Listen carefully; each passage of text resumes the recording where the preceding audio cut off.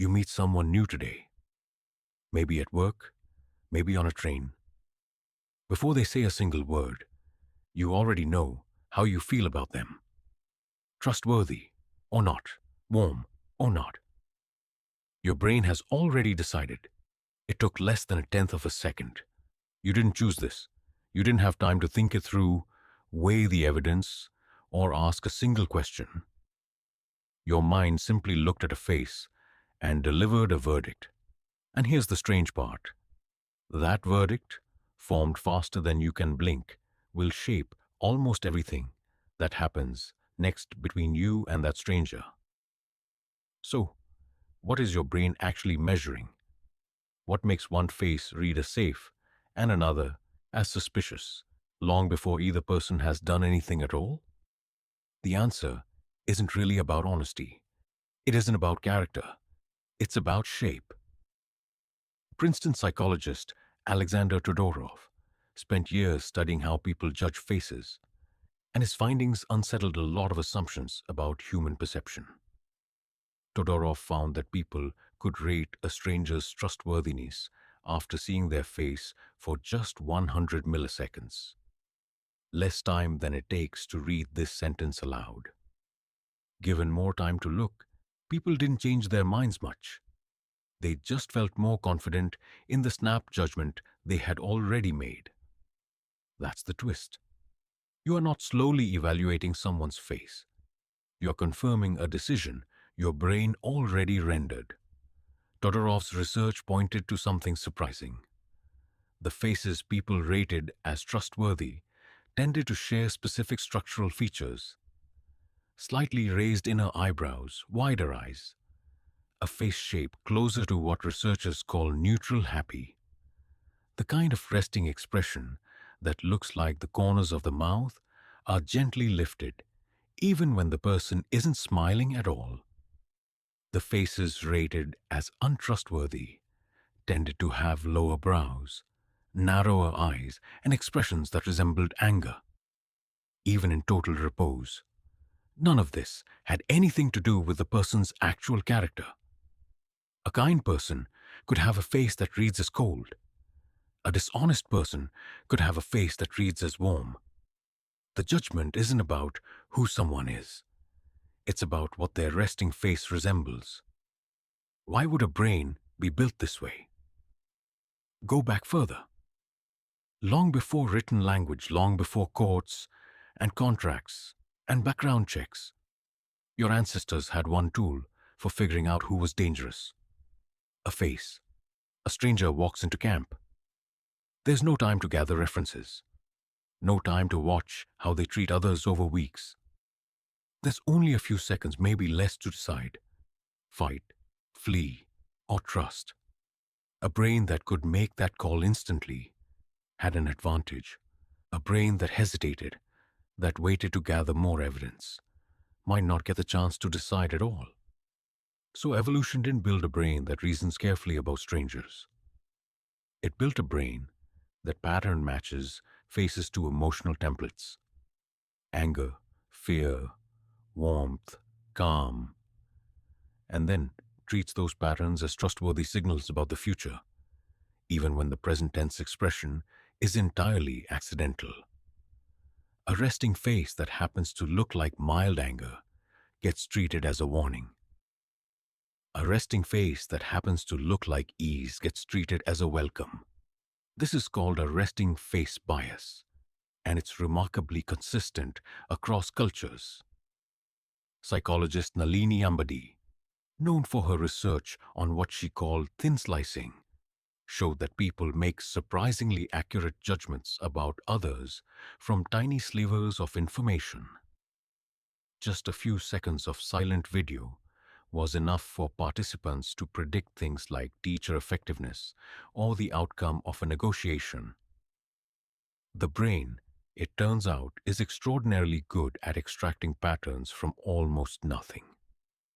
The catch is that thin slicing accuracy works well for some judgments and terribly for others. Predicting whether a teacher will be well reviewed from a silent clip, surprisingly reliable. predicting whether a stranger can be trusted with your money, your safety, or your secrets, just from the shape of their face. Far less reliable than people believe, and yet you can't turn it off. Neuroscientist Ralph Adolphs studied patients with damage to a brain structure called the amygdala, a small almond-shaped cluster deep in the brain that processes threat and emotional salience. Decoded simply, the amygdala is your brain's alarm system. Patients with amygdala damage lost the ability to accurately judge trustworthiness from faces. They rated dangerous-looking strangers as just as safe as anyone else. Their instinctive alarm system, the one built over millions of years to flag possible threats, had gone quiet. This tells you something important. Trust isn't a conclusion you reach with logic. It's a feeling generated by a specific piece of ancient hardware in your skull. One built for a world of small tribes and immediate physical danger. Not for a world of strangers on dating apps. This system is confident, it is fast, and it is often wrong. Because a stranger's face today isn't a reliable signal of anything. It's mostly genetics, muscle tone, bone structure, and how tired they happen to look this particular morning. None of that has any real correlation with whether they'll keep a promise or steal from you. But your ancestors didn't need a perfect system. They needed a fast one. In a world where a wrong call could mean death, a system that errs on the side of caution, even when it's inaccurate, kept people alive long enough to pass their genes forward.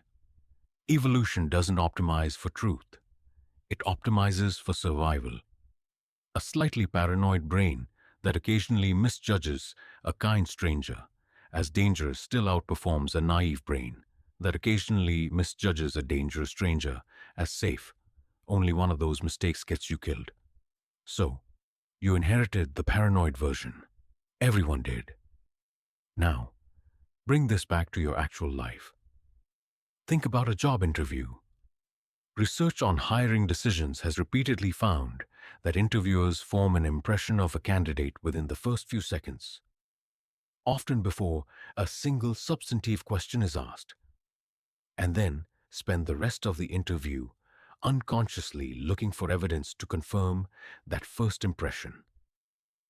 The candidate's resume, their answers, their qualifications, all of it gets filtered through a judgment that was made before they even sat down. Think about the last time you scrolled through a dating app. You swiped in under a second. Not because you're careless, but because your brain was built to do exactly that. Face in, verdict out. No deliberation required. Think about the last election you paid any attention to.